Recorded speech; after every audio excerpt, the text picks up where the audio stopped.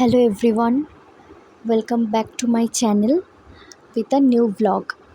তো আমরা গাড়িতে উঠে পড়েছি বাড়ি আসার উদ্দেশ্যে। তো হোটেল ছেড়ে এবারে স্টেশনের দিকে রওনা দিলাম। সববার মন খারাপ, তবু হাসি মুখেই বিদায়। আবার একটা বছর অপেক্ষা, আশা করা যায় আবার আসা হবে পুরী। এই ভাবনা নিয়েই পুরীকে বিদায় জানানো হলো।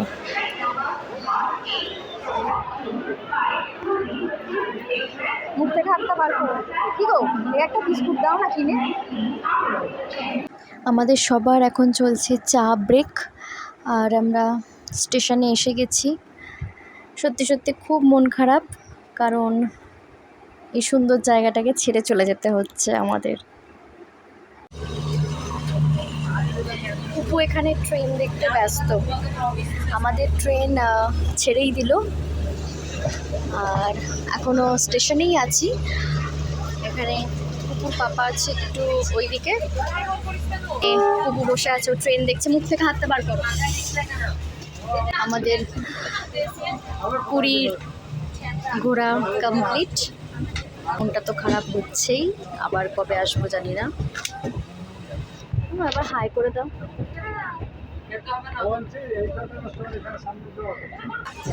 আজকে সকাল থেকে সেইভাবে ভিডিও করার সুযোগই পাইনি একদমই, কারণ যেহেতু আজকে চলে আসবো তাই ব্যাগ গোছানো, তার মধ্যে পুকুর খাবার তৈরি, আবার সমুদ্রে গিয়ে স্নান, সব কিছু ছিল।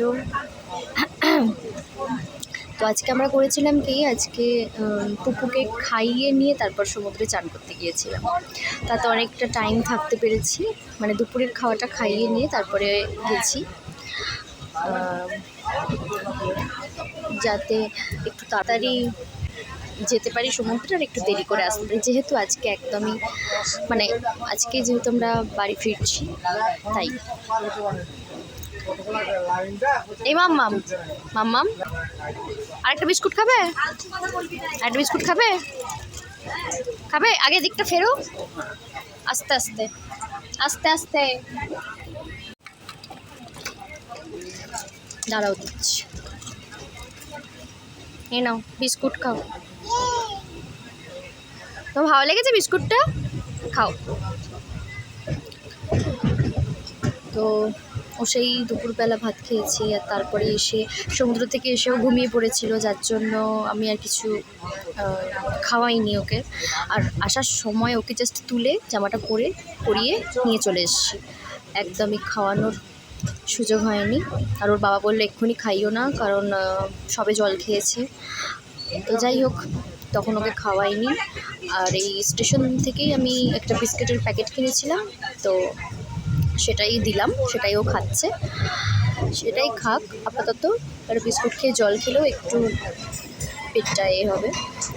হাত বার করবে না, হাত বার করবে না, একদম নয়। আর তো এখন আমাদের এখানে জল দিতে চলে এসছে, সাথে কি ডিনার নেব সেটাও জিজ্ঞাসা করে ওরা লিখে নিয়ে গেল। তো জাস্ট আমাদের ডিনার দিয়ে গেল, আর আমরা যতজন ছিলাম সবাই আমরা ননভেজই নিয়েছিলাম, কারণ আমাদের মুখে ভেজ রচ্ছে না একদমই। আমরা যত খাবারই খাই না কেন, তারপরেও আমাদের ননভেজটাই ভালো লাগে। তো এখানে পুপু সব কিছুটা নাড়াঘাটা করে করে দেখছে যে ওর কিছু জিনিস আছে কি এর মধ্যে। এটা কি বলতো, দই, ভাত, এটা রুটি, এটা ডাল, এটা চিকেন, আর এটা হলো আচার, তেল, নুন, ঠিক আছে। তো খাওয়া দাওয়ার পর টোটালি আমরা সবাই ঘুমিয়ে পড়েছিলাম, কারণ আর একদম শরীর দিচ্ছিল না সত্যি কথা বলতে। আর তারপর সকালবেলা ওঠার পর, মানে ভোরে ওঠার পর আর কোনো রকম ক্যামেরা অন করিনি।